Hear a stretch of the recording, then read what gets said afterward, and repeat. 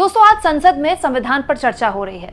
कांग्रेस की तरफ से प्रियंका गांधी ने अपनी बात रखी, समाजवादी पार्टी की तरफ से अखिलेश यादव ने अपनी बात रखी और टीएमसी के सांसद कल्याण बनर्जी सहित तमाम विपक्ष के सांसदों ने अपनी बात रखी और अलग अलग मुद्दों पर मोदी सरकार को घेरा कि संविधान को कितना नुकसान पहुंचाया है इस सरकार ने और लोकतंत्र में संविधान की क्या महत्वता है, क्या महत्व है लोकतंत्र में संविधान का। बातें तो बहुत हुई दोस्तों, लेकिन एक पत्रकार के तौर पर अपने दिल पर हाथ रखकर अगर मैं कहूँ तो पिछले 10 सालों में बहुत सी चीज़ें हुई हैं, लेकिन एक चीज़ हुई है जिसने सबसे ज़्यादा नुकसान पहुंचाया है एक ऐसे क्षेत्र को जिसकी क्षति की अब कोई भरपाई नहीं है। मतलब अब कोई यू टर्न नहीं है उस रास्ते में, और वो रास्ता है मीडिया के पतन का।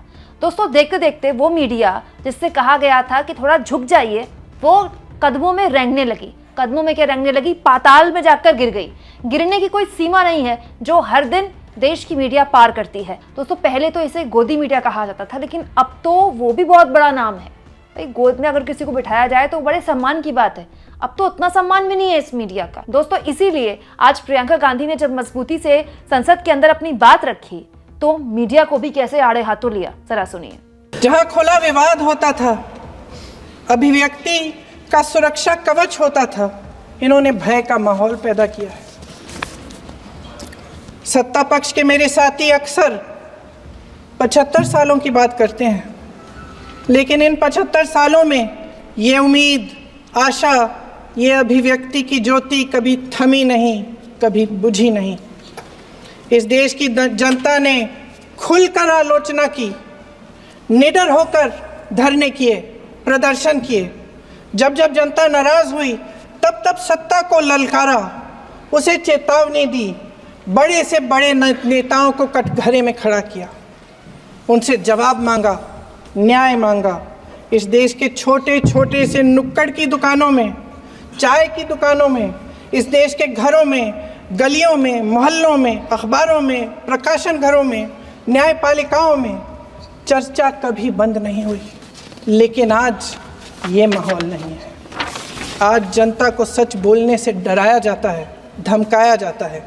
पत्रकार हो या विपक्ष का नेता हो या किसी यूनिवर्सिटी का प्रोफेसर हो, छात्र संघ हो या कर्मचारियों का संगठन हो, सबका मुंह बंद कराया जाता है। किसी पे ईडी, किसी पे सीबीआई, किसी पे इनकम टैक्स, फर्जी मुकदमे लगवाए जाते हैं, जेल में डाल दिया जाता है, विपक्षी नेताओं को जेल में डाल दिया जाता है, उनको सताया जाता है। किसी को नहीं छोड़ा इस सरकार ने।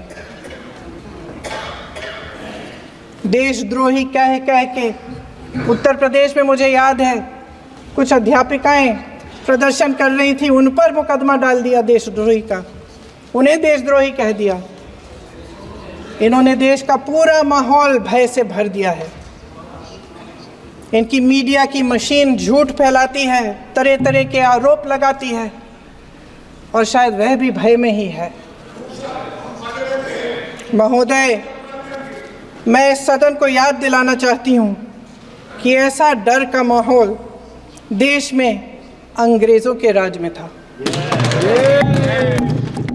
दोस्तों, प्रियंका का मीडिया पर एक बात बोलना महत्वपूर्ण भी है और आज के दौर में ज़रूरी भी है। दोस्तों, सरकारें तो आती जाती रहती हैं और कोई नेता भी परमानेंट नहीं होता। ऐसे ही कोई विचारधारा भी परमानेंट नहीं होती। हर विचारधारा का एक टाइम फ्रेम होता है। टाइम के साथ समाज उस विचारधारा को रिजेक्ट कर देता है, कोई भी विचारधारा हो।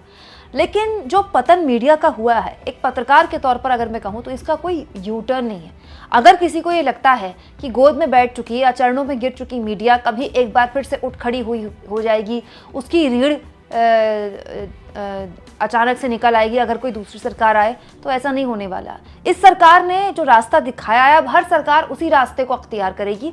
और ये जो मेन स्ट्रीम मीडिया, ये हमेशा के लिए अब खत्म हो चुकी है, हमेशा के लिए। और ये जब हम संविधान की चर्चा कर रहे हैं, संविधान पर चर्चा कर रहे हैं, संसद के अंदर, संसद के बाहर, ये सबसे इंपॉर्टेंट एस्पेक्ट है जिसके बारे में कोई बात नहीं करता। दोस्तों, अगर पत्रकारिता का पतन हुआ है तो केवल पत्रकारों को नुकसान नहीं है, लोकतंत्र को नुकसान है, लोकतांत्रिक व्यवस्था को नुकसान है। क्योंकि पत्रकारों को चौथा स्तंभ इसलिए कहा जाता है कि जब 3 स्तंभ, अगर ऐसा हुआ, अगर हाइपोथेटिकली कभी ऐसा हुआ कि 3 के 3 स्तंभ अपनी जिम्मेदारी भूल जाएं, तो चौथे स्तंभ की तरह हम पत्रकार खड़े हो जनता के लिए, जनता से और जनता की आवाज बनकर। उन 3 स्तंभों को हम पत्रकार उनकी जिम्मेदारी याद दिलाएं, उन 3 स्तंभों को बताएं कि देश संविधान से चलेगा। लेकिन आज देखिए वो चौथा स्तंभ जिनकी जिम्मेदारी 3 स्तंभों को जिम्मेदारी याद दिलाना, वो खुद कहाँ है और वो खुद उसकी क्या हैसियत बची है। एक सरकारी भोपू से ज्यादा उसकी कोई औकात नहीं है। हालत ये दोस्तों कि बड़े बड़े न्यूज चैनल्स की एंकर, चाहे वो मेल एंकर हो, चाहे वो फीमेल एंकर हो, चाहे वो संपादक हो, मोटी सैलरी भले ही मिल रही हो और दफ्तर के अंदर इज्जत भले ही मिल रही हो, लेकिन बाहर क्या हश्र होता है रिपोर्टिंग पर निकलने में, आप सब जानते हैं। गोदी मीडिया के नारों का भी सामना करना पड़ता है और अब बड़े बड़े एंकर बिना बाउंसर के निकलने लायक नहीं रह गए हैं, क्योंकि उनको ये भी नहीं पता है कि कब कहाँ से कौन आकर उन पर किस तरह का कोई बात उनसे बोल सकता है, किसी भी तरह की चीज़ उनके साथ की जा सकती है जो कि गलत है, जो कि नहीं होनी चाहिए। लेकिन इसके लिए जिम्मेदार कौन है? दोस्तों, मीडिया ने हमारे देश में एक नई पौध पैदा की और हर रोज़ कर रहा है। अगर आप अपने आसपास के पार्क में जाकर बैठे थोड़ी देर और अपने उन लोगों को बैठकर सुने, खास तौर पर रिटायर्ड अंकल होते हैं जो, वो वही भाषा बोलते हैं जो न्यूज़ चैनल का एंकर बोलता है। उनके शब्द भी वही होते हैं जो न्यूज़ चैनल का एंकर बोलता है। सुबह से लेकर रात तक ये लोग केवल और केवल न्यूज़ चैनल्स में जो नफरत परोसते हैं, उसका आज एक उदाहरण है कि हर आदमी अंदर अपने अंदर ना एक सांप लिए बैठा है। इसीलिए आज के दौर में अगर संसद के अंदर मीडिया की ऐसी हालत पर बात होती है तो ये बहुत सराहनीय बात है कि कम से कम संसद के अंदर इस बात को लेकर चर्चा तो हो रही है। दोस्तों, आज जो है वो कल बनेगा, जो आज वर्तमान है वो कल इतिहास बनेगा, और जब इतिहास बनेगा तो इस बात को भी कोट किया जाएगा कि विपक्ष की एक सांसद थी जिन्होंने अपने पहले भाषण में देश के हर मुद्दे पर बात की, देश की हर समस्या पर बात की और देश की मीडिया को भी सुनाया। अब देश की मीडिया तो बेशरम हो चुकी है, उनके कानों पे तो जूं भी नहीं रेंगती, लेकिन इतिहास, जैसा कि मैंने कहा कि हर वर्तमान इतिहास बनता है। इतिहास में ये आज का दिन दर्ज हो गया कि प्रियंका गांधी ने जब अपनी बात रखी तो मीडिया को भी उसमें लपेटने में लिया कि किस तरह से एक मीडिया अब सरकारी मीडिया बन चुकी है और या तो इस मीडिया के लोगों को डराया जाता है या धमकाया जाता है या उनकी आवाज बंद कर दी जाती है। दोस्तों, जो नहीं झुका उनका क्या हश्र हुआ पत्रकारिता में आप जानते हैं। दोस्तों, पत्रकारों के साथ साथ आज प्रियंका गांधी ने नेहरू का भी जिक्र किया। जी हाँ, ये जो सरकार है ये पंडित नेहरू को काफ़ी कोसती रहती है अलग अलग मुद्दों को लेकर, चाहे वो मोदी जी संसद में बोलें या संसद के बाहर बीजेपी के कई नेता हर बात पर नेहरू को दोष देते हैं या फिर पूर्व की सरकारों को दोष देते हैं। खुद राजनाथ सिंह ने भी आज जब संविधान में चर्चा की शुरुआत की तो उनकी पूरा का पूरा जो भाषण था वो केवल और केवल बीते हुए कल को लेकर था, आज को लेकर उनका भाषण नहीं था। उस साल ये हुआ था, सन उसमें ये हुआ था। तो जाहिर सी बात है प्रियंका गांधी अगर नेहरू का जिक्र यहाँ पर कर रही थी तो बड़े सोच समझ कर रही थी और एक व्यंग के तौर पर भी कर रही थी कि देश की हर समस्या के लिए नेहरू ही जिम्मेदार है कि आप भी कुछ करेंगे।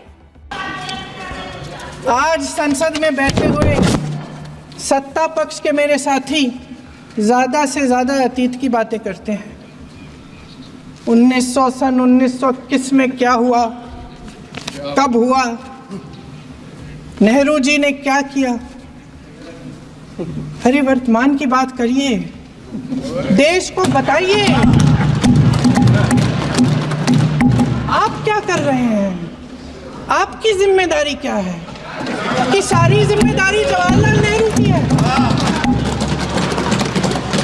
महोदय, हमारे संविधान ने आर्थिक न्याय की नींव डाली, किसानों, गरीबों और को ज़मीन बांटी, भूमि सुधार किया, जिसका नाम लेने से कभी कभी आप झिझकते हैं और कभी कभी उनका नाम धड़ाधड़ इस्तेमाल किया जाता है अपने आप को बचाने के लिए। उन्होंने HAL, BHEL, SAL, गेल, ONGC, NTPC, railways, IIT, IIM, oil refineries, तमाम PSU बनाए। अध्यक्ष महोदय, उनका नाम पुस्तकों से मिटाया जा सकता है, उनका नाम भाषणों से मिटाया जा सकता है, लेकिन जो उनकी भूमिका रही इस देश की आज़ादी के लिए और इस देश के निर्माण के लिए, वो इस देश से कभी मिटाया नहीं जा सकता। 75 सालों में जनता का भरोसा रहा कि नीतियाँ बनेंगी तो जनता की भलाई के लिए बनेंगी। जल जंगल ज़मीन का अधिकार मिला आदिवासी भाई बहनों को। इंदिरा जी ने बैंकों का राष्ट्रीयकरण करवाया, खदानों का राष्ट्रीयकरण कराया। कांग्रेस और UPA की सरकारों में शिक्षा का, भोजन का अधिकार मिला। 75 सालों में जनता का भरोसा मिला। पहले संसद चलती थी तो जनता की उम्मीद होती थी कि सरकार महंगाई और बेरोजगारी पर चर्चा करेगी, कोई उपाय निकालेगी, कोई रास्ता निकालेगी। लोग मानते थे कि अगर कोई नई आर्थिक नीति बनेगी तो देश की अर्थव्यवस्था को मजबूत बनाने के लिए बनेगी, तो भारतीय बाजार को मजबूत बनाने के लिए बनेगी, उनके भविष्य को मजबूत बनाने के लिए बनेगी। किसान और आदिवासी भाई बहन भरोसा करते थे कि यदि ज़मीन के कानून में संशोधन होगा तो उन्हीं की भलाई के लिए होगा।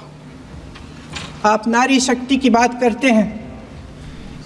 आज चुनाव की वजह से शायद इतनी बातचीत हो रही है नारी शक्ति के बारे में, क्योंकि हमारे संविधान ने महिलाओं को ये अधिकार दिया, उनकी शक्ति को परिवर्तित किया वोट में। और आज आपको पहचानना पड़ रहा है कि महिलाओं के बिना, कि नारी शक्ति के बिना ये सरकारें नहीं बन सकती हैं। इसीलिए आज आप नारी शक्ति की बातें दोहरा रहे हैं।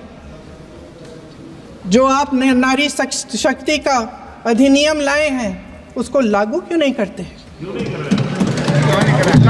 वो 10 साल बाद लागू क्यों होगा?